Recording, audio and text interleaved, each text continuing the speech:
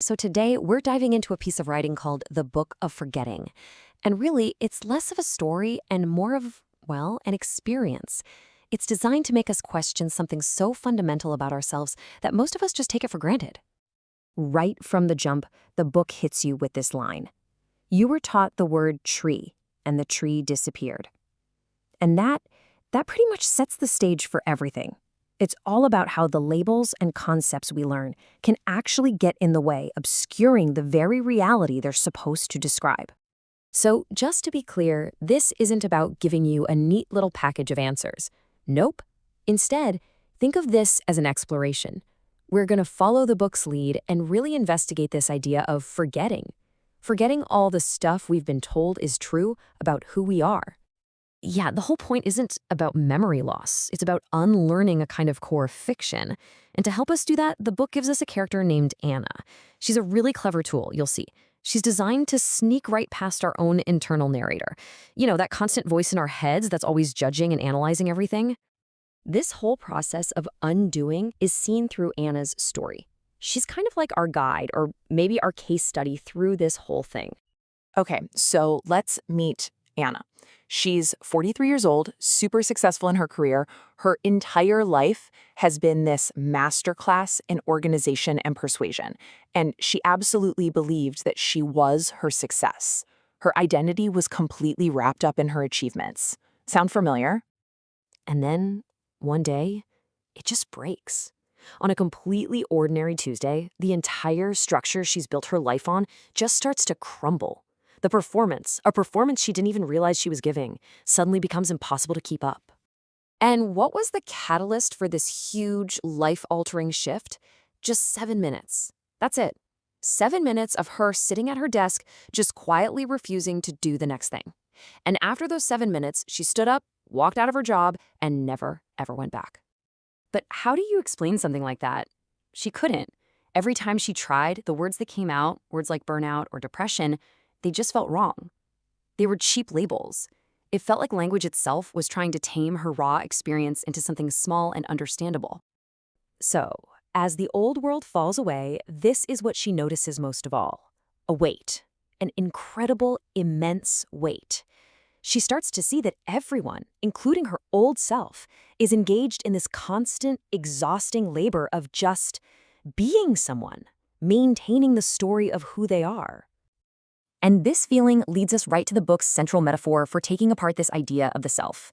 It's called the king in the castle. Okay, so picture this. Your life, it's a house. And the self, that little I or me you think of as you, is the king who's supposed to be living there, running the whole show. Everything you do, from what you eat for breakfast to your biggest life goals, it's all done for him. He's the assumed center of your universe. But here's the crucial question, the one that changes everything. If this king is so important, if he's the absolute ruler of your life, you should be able to find him, right? So the book invites Anna and us to go have a look. And here's the punchline.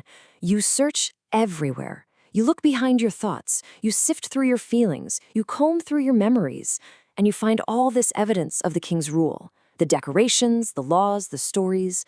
But the actual king, the I at the center of it all, he's nowhere. The throne is empty. Now, you'd think that discovery would be terrifying, right? The idea that no one's in charge. But for Anna, it's the exact opposite. It is an incredible relief. And why? Because she finally realizes that the immense weight she was carrying was the labor of maintaining a fiction. If the king isn't real, then all that exhausting work is optional. So, what happens next? What is life like when you've seen that the throne is empty, but all the old habits of serving the king are still running in the background? Well, this is what the book calls living in the gap. And you can see this stark contrast. The old way is being trapped inside the story, buried under that constant noise from your internal commentator. But the new way, living in the gap, is different. You aren't suddenly free of the machinery of the self, but you can see it working. You stop trying to force and control and do life, and you start letting life happen. And this leads to this really wild discovery. Without a controller at the helm, things still get done. The body knows how to breathe and walk and talk. The right response to a situation just appears without some central decider making a choice. It turns out Life just lives itself, and honestly, it does it way more intelligently than that anxious, micromanaging self ever could. All right, so this brings us to the final section, and it's a huge twist. The whole thing we've just talked about gets turned on its head, and it becomes a direct invitation for you. Because after this whole journey, after following her story so closely, we're told Anna does not exist. She was never a real person. She was a construct, a tool. She is a story. The story was never actually about her. It was always about you. Her journey is meant to be a mirror for your own. And that was the whole strategy, see? By getting us invested in Anna's story, the book slipped right past our own internal guard, that relentless narrator in our own skulls that's always arguing and analyzing. It let the message land without being immediately shot down. And with that, the Book of Forgetting is complete. Its job is done. It didn't give us a 10-step plan or a new belief system. Its only purpose was to point at the fiction we've all been taught is true, to show you the empty throne in your own castle. So it leaves us with this final, provocative question. And it's not a question to be answered with more thinking. It's an invitation to a practice. What is here, in this moment, when the constant striving, the constant reaching for something else, just for a second pauses? What's left? That's the exploration it leaves with us.